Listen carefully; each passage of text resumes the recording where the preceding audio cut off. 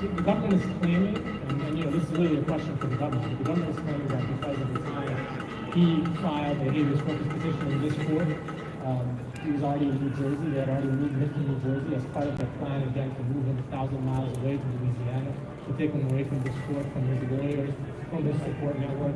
And of course, the goal in all of this is to silence not just Mahmoud, but to silence anyone who speaks in defense of Palestinian lives and rights.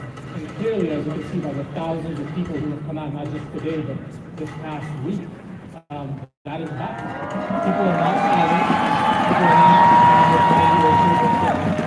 and this idea that the movement in support of Palestinian lives is somehow driven and supported mainly by foreigners and non-citizens and individuals who are marginalized is clearly false. It is an American movement, and of course there are non-citizens and green card holders as well. But it is mainstream, as you can see from the diverse crowd that has come out, not just here today, but campuses nationwide for the past year.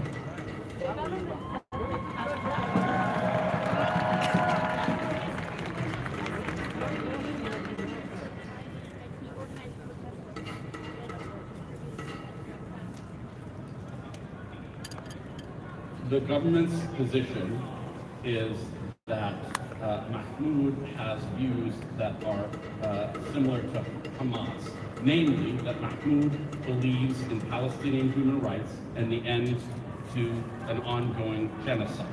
And it is for that reason, as the White House and the Department of Homeland Security have said, that he has been arrested, detained, and potentially removed. So it's their disagreement with his viewpoint, not any remotely scintilla of security threat that's driving this. Again, it's about repression, it's not about security. I would add that whatever flyers the White House spokesperson may have been talking about, that is certainly not the government's position in court. And so I think that's an important thing to keep in mind, that the White House spokesperson says a lot of things that are unsubstantiated, not just on this case. I would pay attention to what they actually, put forward in court.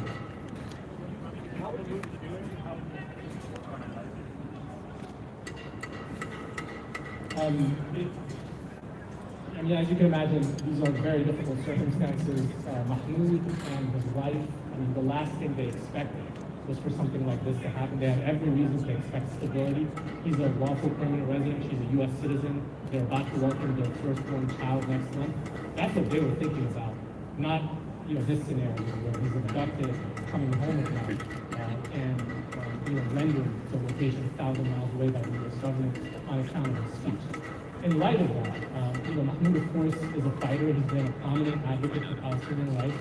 He's equally unbowed. He's in good spirits considering these circumstances, and he looks forward to being back here at home in New York.